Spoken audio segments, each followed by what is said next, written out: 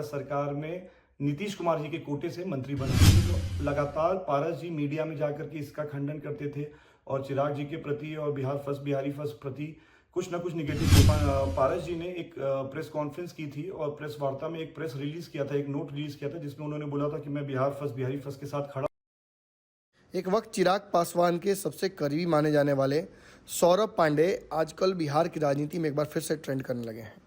ये वाकया तब शुरू हुआ जब सौरभ पांडे का नाम पशुपति पारस ने एक प्रेस कॉन्फ्रेंस के दौरान ले लिया।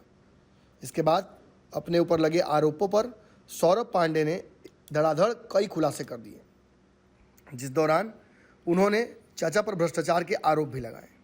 भ्रष्टाचार के अलावा पशुपति पारस पर चिराग पासवान के गुट से निकाले गए श्री कृष्ण कल्लू ने सौरभ पांडे के ऑडियोज रिलीज करके कई आरोप लगाए, जिसमें ये बात स्पष्ट हो रही है कि नीतीश कुमार के संपर्क में लगातार पशुपति पारस रहें और इसके बदले उनको कई फायदे पहुंचाए गए हैं।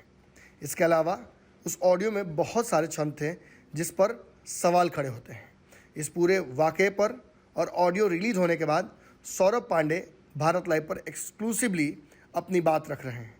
इस दौरान वो कई आरोप लगा रहे हैं और ये दावा कर रहे हैं कि पशुपति पारस दरअसल भाजपा के साथ भी नहीं रहने वाले हैं। भाजपा भी ये बात समझ गई है। चिराग पासवान के साथ भाजपा का रिश्ता इसी तरीके से चलता रहेगा और पशुपति पारस जिस तरीके से पूर्व में रामविलास पासवान को धोखा दे चुके हैं, वैसा ही कुछ भाजपा के साथ वो करने वाले हैं। देखिए इस इंटरव्यू में क्या कुछ वो खुद कह रहे हैं। एक ऑडियो मेरे और हीरा जी के कन्वर्सेशन पे है जो वायरल हो रहा है। मुझे कई सारे मीडिया साथियों का फ़ोन भी आया जिसको मैं बताना चाहता हूँ कि पार्टी टूटने के कुछ दिन पूर्व, कुछ महीने पूर्व बोल सकते हैं, कुछ महीने पूर्व मेरी और हीरा जी की लगातार बात होती ही रहती थी अन्य किसी भी विषयों पे। उन्हीं विषयों में उन्होंने मेरे को फ़ोन करके एक जानकारी दी थी कि लगातार नीतीश कुमार जी के संपर्क में आदरणीय पशुपति पारस जी हैं और उनको ऑफर मिला है कि अगर वो पार्टी में टूट कर पाते हैं तो उनको भारत सरकार में नीतीश कुमार जी के कोटे से मंत्री बनाया जाएगा, जो बाद में आपने देखा भी वैसा ही हुआ। इसकी जानकारी जैसे ही मुझे लगी थी मैंने ये जानकारी भैया आदरणीय श्री चिराग पासवान जी को भी दे दी थी कि वो पार्टी के राष्ट्रीय अध्यक्ष हैं। एक्चुअली इसकी पृष्ठभूमि बहुत पुरानी है। इसकी शुरुआत होती है लगभग 2020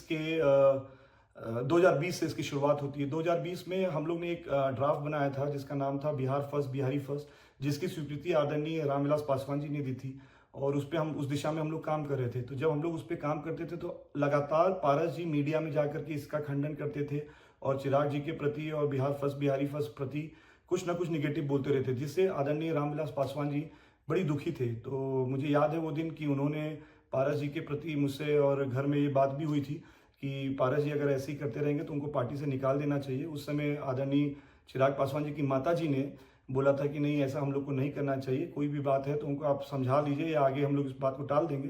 खैर ये बात वहाँ ख़त्म हो गई, लेकिन उसके बाद जब वो अस्पताल में भर्ती हो गए उसके बाद भी ये लगातार अपने बयानों से पलटे नहीं होते। तो उस समय पारस जी को अस्पताल में बुला करके आदरणीय स्वर्गीय रामविलास पासवान जी ने कई सारी बातें बोली होंगी, मैं वहाँ मीटिंग में नहीं था, लेकिन उसका परिणाम ये निकला था कि अगले ही दिन पारस जी ने एक प्रेस कॉन्फ्रेंस की थी और प्रेस वार्ता में एक प्रेस रिलीज किया था, एक नोट रिलीज किया था जिसमें उन्होंने बोला था कि मैं बिहारी फर्स्ट के साथ खड़ा हूं और चिराग पासवान जी के नेतृत्व में काम करूंगा। चिराग पासवान जो भी निर्णय लेंगे आने वाले आगामी विधानसभा चुनाव के लिए मैं उनके साथ हूं। और मुझे नहीं पता फिर उसके बाद क्यों आदरणीय रामविलास पासवान जी की मृत्यु हो जाने के बाद पारस जी ने बिल्कुल ही उससे उल्टे हो गए, मतलब जो बोल रहे थे और उसके एकदम विपक्ष में चले गए और नीतीश कुमार जी से उन्होंने डील कर ली। और बस यही मामला है, मुझे लगता है यही मामला मीडिया में लगातार आ रहा है और ये मामला पार्टी के पूर्व सहयोगी श्री कल्लू जी ने हर जगह शेयर किया है, कृष्ण कल्लू जी ने, और उनका मैं आभार देता हूँ कि एक सच्चाई को उन्होंने बाहर लेके आया, उसके लिए हृदय से धन्यवाद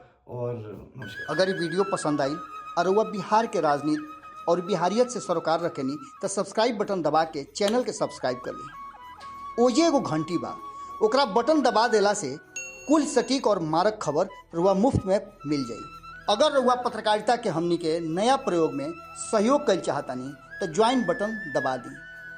पेटीएम नंबर नोट कर ली 9386816700। धन्यवाद।